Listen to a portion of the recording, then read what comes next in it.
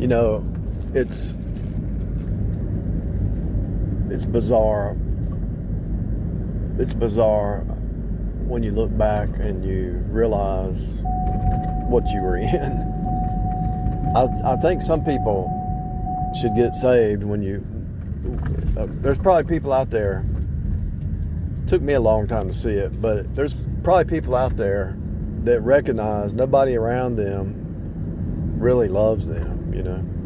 I remember growing up, people would say, I don't even think I ever heard anybody say they love me. A parent or an aunt or an uncle or grandparent, I don't think I ever heard anybody say it. And if they didn't say it, it's because they didn't. Evidently they didn't. And so, and then when you do start dating or get married or whatever, the spouse says they love you, but they're not what they want. They want you to sacrifice for them, but they don't want to sacrifice and do anything. So it's just future fake, and it's not even real. So they don't even know who they are. A lot of these people who are in love with somebody, they're just in love with the feelings they have. They don't really love the person. They're just in love with the feelings that they have when they're around somebody.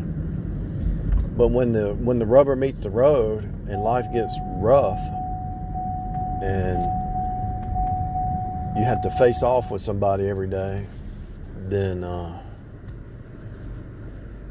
it's a different story. Everybody's got their little idiosyncrasies or whatever. And I don't expect people to really love a person. You know, the Bible says love your neighbor as yourself. But if it's a bloodline or a spouse, you know, you would think that they would be willing to go the extra mile for you. But that you would think that they would want your best, you know, the best interest for you, you know. But they don't. You know, some people might have that. They might have been raised around that. They might have people around them that want their best, you know. But if you were raised without that, it's a whole different ballgame. And so when you realize that, and maybe I didn't know it, maybe I didn't understand what I do now, but for some reason I knew something wasn't right, so I was looking for God. You know, as a child I was reading Proverbs and all that. And then when the preacher said that, you know, you might hear it your whole life that Jesus went to the cross for you, died for you, God sent his only begotten son because he loved you. When you hear that, until you really hear it doesn't register, you know. It doesn't register until you really hear it, you know. There's this thing about hearing it and really hearing it, you know. And so you pretty much don't know who you are. How can you love somebody if you're not saved? Or how can you, if you're not mature in the faith, how can you really love somebody? You don't even know what love is until you experience God's love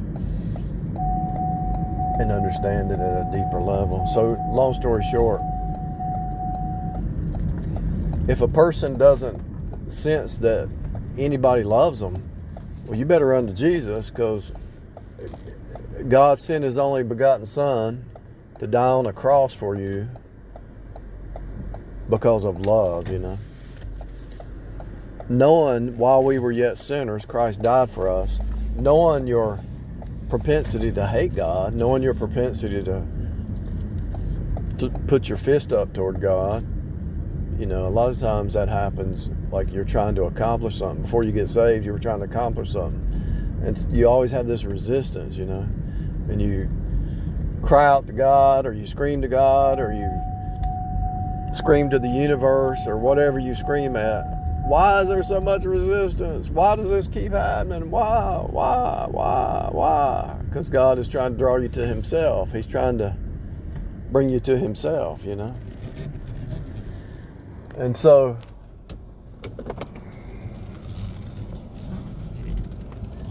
I would say, if there's a person out there that doesn't think anybody loves them, you better run to God, because God is the only one that really loves you. No human really can love you anywhere close to what God can. If you had a family that loved you, they only love you to a limited point. They're not going to die for you, but Jesus died for you, you know. And so I would have to say, if a person felt that way, I can't understand why they wouldn't run to Jesus and get saved. And the only thing I can figure is maybe they haven't experienced love from anybody on earth, so everybody's let them down, because everybody will let you down because they're human.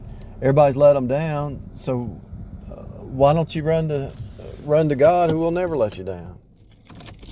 You know? Yeah, when you run to God, run to Jesus, and you get your security in Jesus, yeah, then those people are going to persecute you.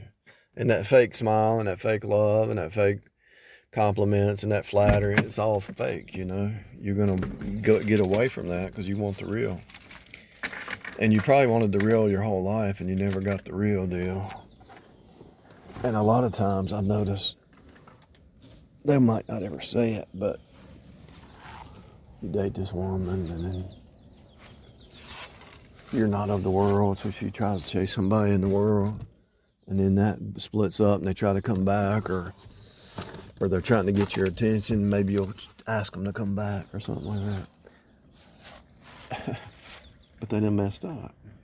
But long story short, they revealed where their heart was, you know. But long story short,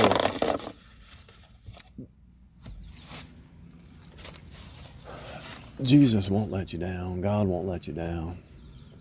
And if you get your identity in Him, you don't need anybody else but Him. And that's a fact, Jack.